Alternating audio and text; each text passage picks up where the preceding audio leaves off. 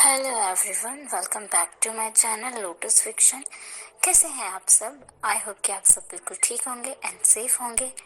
Guys, मेरी आप सभी से एक रिक्वेस्ट है, जिन लोगों ने मेरे चैनल को सब्सक्राइब नहीं किया है, आप में से वो सब्सक्राइब कर लें, और जिन्होंने पहले से ही सब्सक्राइब कर लिया है उन्हें थैंक यू सो मच। और आप लोग प्लीज़ अपने प्यारे प्यारे कमेंट्स करते रहिए ताकि मुझे पता चले कि आपको स्टोरी पसंद आ रही है।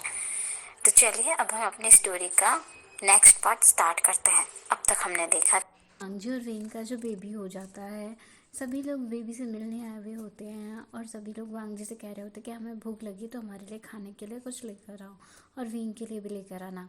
वांगजी जाता है और सबके लिए खाने को कुछ ना कुछ ले आता है। सभी लोग वेन के साथ बेबी को देखकर बातें कर रहे होते हैं। तभी कैरामेली कहती है, वेन क्या तुमने बेबी के लिए नाम नहीं सोचा अभी तक? तो वेन थोड़ी देर सोचता है और फिर मुस्कुराकर कहता है कि मैंने वांगजी और मेरे नाम पर बेबी का नाम सोचा है, वांगशियान। वांगजी और आशियान मिलाकर वांगशान। सब लोग वेंग के मुंह से बात सुनकर बहुत खुश हो जाते हैं और बेबी और वेंग को देखकर सब लोग खुश हो रहे होते हैं। वांगजी भी वेंग के पास आता है और उसे हक करते हुए कहता है, थैंक यू वेंग, तुमने बेबी को मेरा नाम दिया। इतना खूबसूरत नाम देने के लिए थैंक यू। सभी लोग वांगजी और वेंग को खुश देखकर वहाँ से चले जाते हैं और फिर कैरामेली वांगजी से कहती है, अच्छा हम लोग बाहर जा रहे हैं खाना खाने के लिए, तुम दोनों एक दूसरे के साथ रहो। लोगों के जाने के बाद वांगजी विंग से कहता है, वांगजी बेबी को मेरे पास ले आना, मुझे उसे अपनी गोदी में लेना है और मैं उसे अपने करीब से देखना चाहता हूँ। तो वांगजी भी जाकर बेबी को पालने से उठाकर विंग की गोद में रख देता है। विंग प्यार से अपने बच्चे को देखने लगता है और उसके फोरहेड पर किस करता है और फिर कहता है, कॉन्ग्रेचुलेशन लेनजान, तुम्हें बेटा हुआ है। ये कहकर वो अपने गले में पड़ा लॉकेट निकालता है और फिर उस लॉकेट को अपने बेबी के माथे पर रख देता है। और फिर वांगजी आता है और विंग के पास बैठ जाता है और फिर उसे अपने हाथों से खाना खिलाना शुरू करता है। खाते समय विंग वांगजी से कहता है, वांगजी अगर मैं आपसे एक क्वेश्चन पूछूं तो क्या आप मुझे आंसर करोगे? वांगजी कहता है, हाँ करूँगा ना। क्या तुम्हें बुरा नहीं लगता जब मैं हमेशा लेंजान का नाम ले लेता हूँ तुम्हारी जगह कई बार? तुम भी मेरे हस्बैंड हो तो अब तुम्हें गुस्सा आना चाहिए, पर तुम्हें तो ज़्यादा खुश होती रहती है। क्या तुम सच में उससे नहीं जलते? विंग ने जैसे ही ये कहा, वांगजी फिर से कहता है, नहीं विंग, मुझे उससे कोई जलन नहीं होती है। विंग की बात सुनकर विंग वांगजी की बात सुनकर और भी खुश हो जाता है कि वांगजी उससे नहीं जलता है। अब वांगजी कहता है, चलो ये सब बातें छोड़ो और खाना खा लो। फिर वांगजी कहते हैं, पता नहीं क्यों पर जब भी तुम लैंसन का नाम लेते हो मुझे कभी उससे जलन होती ही नहीं है, और जब तुम उसे याद करते हो मुझे खुशी होती है। मैं नहीं चाहता कि तुम उसे भूल जाओ। वो तुम्हारा पहला प्यार था। पहला प्यार कोई भी कभी भी नहीं भूल सकता। मेरी तरह मेरा पहला प्यार बनी, और मैं उसे भूल ही नहीं पाया। और मेरे बनी मेरे लिए बना था, तो देखो वो मेरे पास आ गया। वांगजी मुस्कुराते हुए बोलता है। वेन 2 दिन हॉस्पिटल में एडमिट रहता है, जिसके बाद उसे छुट्टी दे दी जाती है। और इन दिनों वांगजी वेन का बहुत ही अच्छे से ध्यान रखता है, उसकी सारी टेक केयर करता है, उसकी सभी ज़रूरत की चीज़ों का ध्यान रखता है। वेन के बोलने से पहले ही उसकी ज़रूरत की हर चीज़ उसके पास ले आता है, और पूरी पूरी रात जग कर वो बेबी का ख्याल भी रखता है इस दौरान। अब 2 दिन के बाद विंग घर पर वापस आ गया था और सभी लोग विंग का अच्छे से ध्यान भी रख रहे होते हैं। सभी लोगों ने मिलकर विंग का बहुत ही अच्छा ग्रैंड वेलकम किया हुआ होता है। विंग के घर आने पर सब लोग बहुत खुश हो जाते हैं। विंग के जो नेबर्स हैं वो भी इसके वेलकम में शामिल होते हैं, विंग के वेलकम को बहुत ही अच्छे से करते हैं। विंग अपनी आर्म्स में बेबी को कैरी करके आता है और सब लोग उसे बहुत ही प्यार करते हैं, बहुत ही पैम्पर करते हैं। ये देखकर अब विंग की आंखों में खुशी के आंसू आ जाते हैं, और तब भी वांगजी उसके पास आकर कहता है कि विंग, मैंने तुमसे कहा था ना, तुम्हारी आंखों में बिल्कुल भी टीयर्स नहीं होने चाहिए। मुझे बिल्कुल भी पसंद नहीं है कि ये दुख के हों या खुशी के हों, पर तुम्हारी आंखों में टीयर्स देखना मुझे बिल्कुल पसंद नहीं है। वांगजी की बातें सुनकर अब विंग स्माइल कर देता है और फिर कहता है, आज के बाद मैं कभी भी नहीं रोने वाला हूँ। अब विंग की लाइफ बिल्कुल नॉर्मल हो गई। 5 साल बीत गए थे और पता ही नहीं चला था कि विंग और वांगजी का बेबी आयुआन 5 साल का हो गया। लेकिन वो बहुत ही ज़्यादा शैतान हो चुका था, हमेशा ही बहुत तंग किया करता था, खासकर विंग को। अब 5 साल बाद हमें 2 लड़कों को घुटनों के बल बैठे हुए दिखाया जाता है और उनकी मदर उनके कान खींच रही थी और उन दोनों को देख रही थी। हनी, अगर तुम्हें कान खींचना है तो मेरे कान खींचो, आयुआन के कान छोड़ दो, वांगजी कहता है। तुम अपने कान मेरे लिए बचा लो, फिर जाकर उन्हें वीइंग को दे दो। तुम दोनों बाप बेटे क्या करते हो? हाँ, आज फिर तुमने आयुआन को उसके स्कूल से लाया और उसके साथ घूमने निकल गए, कैरामेली ने गुस्से से कहा। हाँ मॉम, इसके कान अच्छे से खींचो।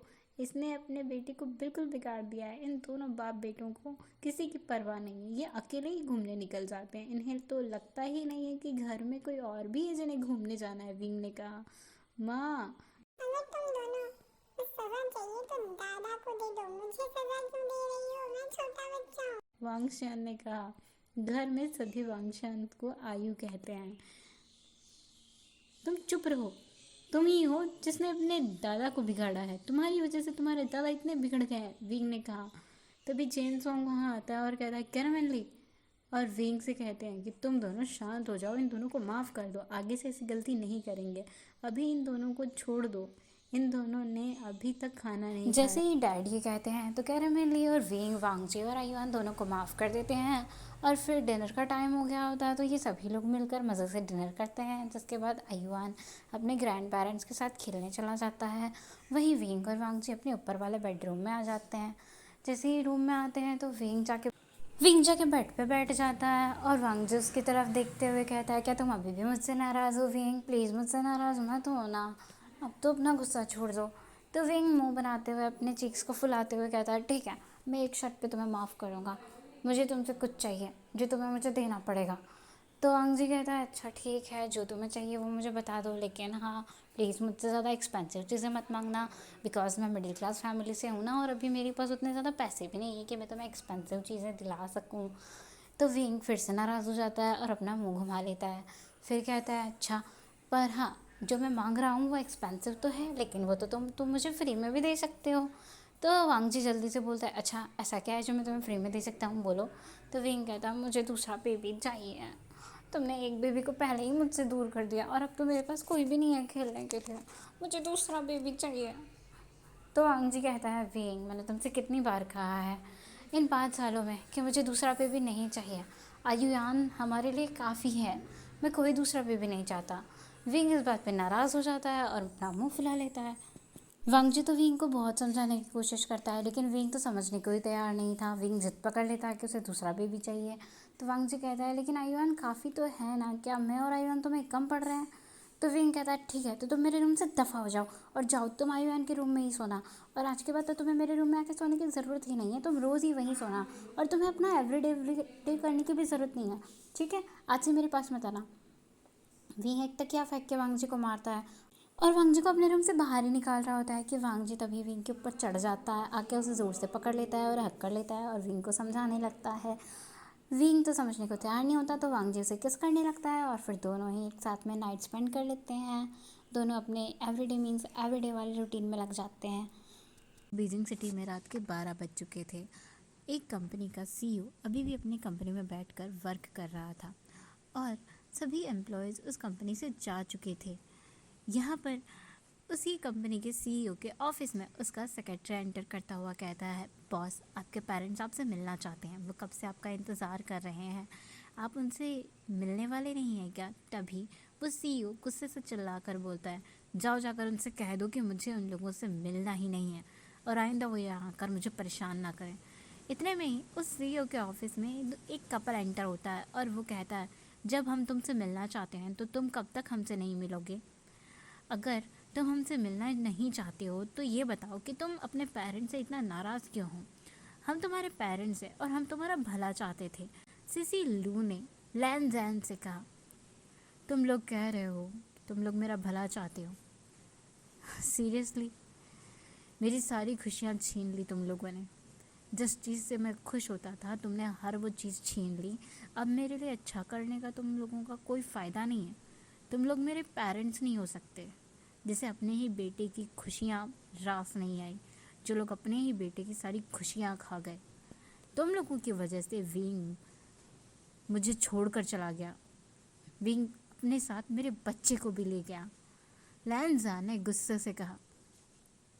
अरे भाई, लैन जैन बैक आ चुका है स्टोरी में दोस्तों, तो एक तालियां और सीटियां मारना तो बनता ही है यारों। लेकिन आप लोग तो तालियां और सीटियां मार नहीं सकते। कमेंट ही कर देना कि कैसा लगा ये ट्विस्ट।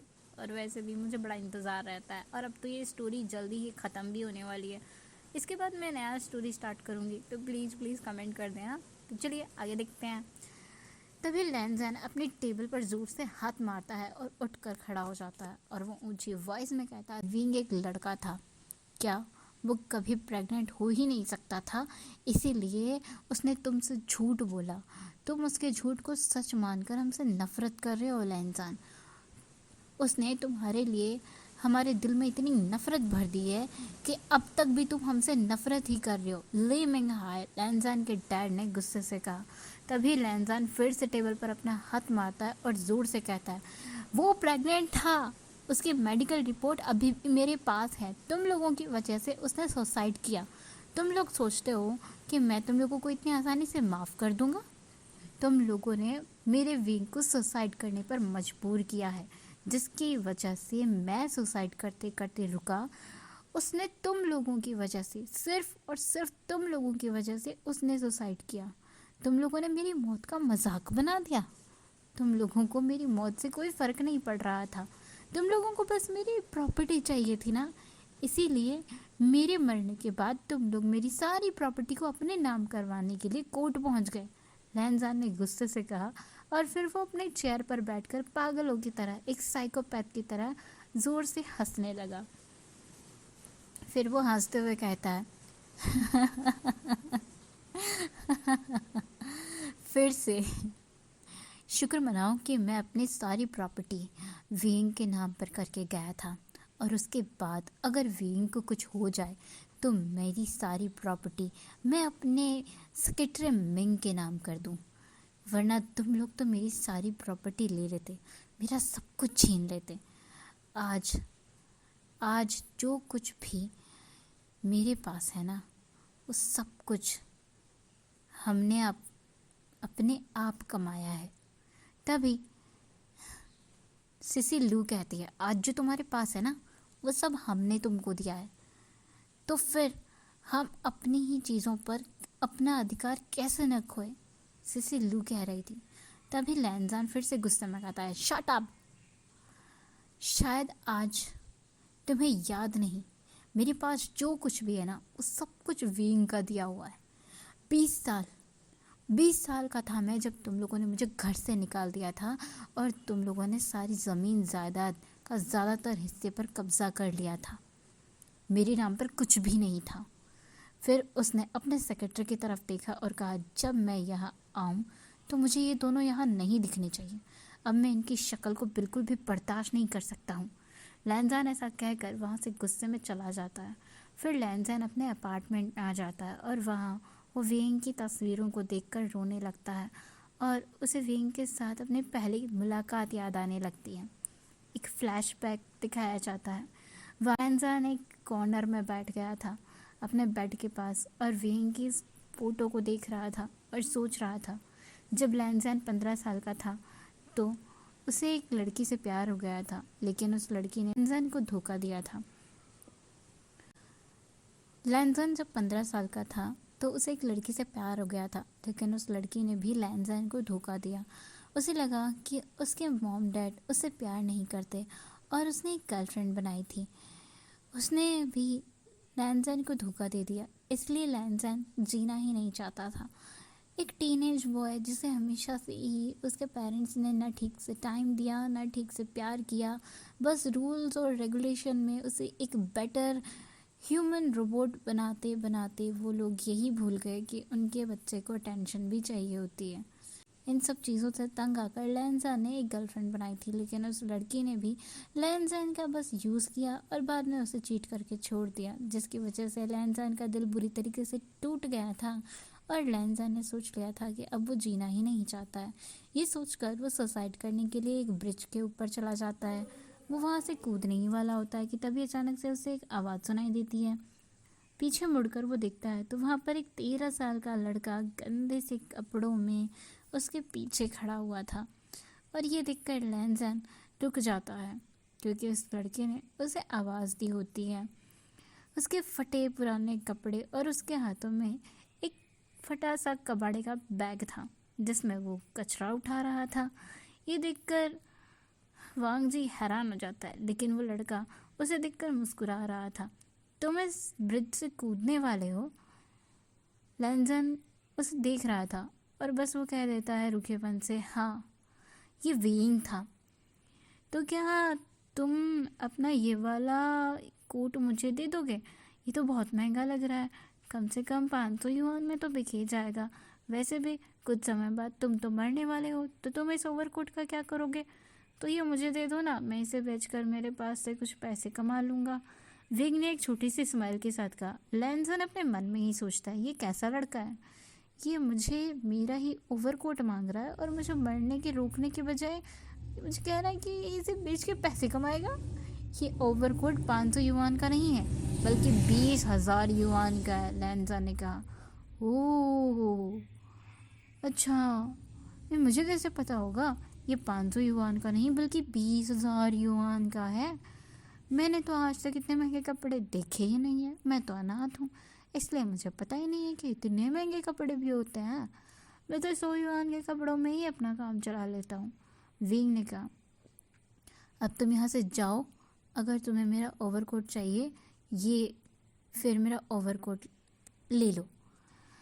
लैंसन कहता है, अब तुम यहाँ से चले जाओ। अगर तुम्हें मेरा ये ओवरकोट ही चाहिए तो फिर लो, मेरा ओवरकोट ले लो, इस ओवरकोट के पास ही रहो, और अब मैं तुमसे बात नहीं करना चाहता हूँ। लैंसन ने गुस्से से कहा। तभी विंग अपनी जेब से 2 कैंडीज निकालता है और एक कैंडी वो लैंसन को दे देता है और दूसरी वो खुद खाने लगता है और खाते हुए बोलता है, लो ये खा लो, इसके बाद तुम मुझसे बात मत करना। वैसे भी तुम कुछ देर बाद मर जाओगे, अगर कुछ देर और ज़िंदा रहोगे तो कुछ खाओगे ही नहीं, तो तुम मरने जा रहे हो।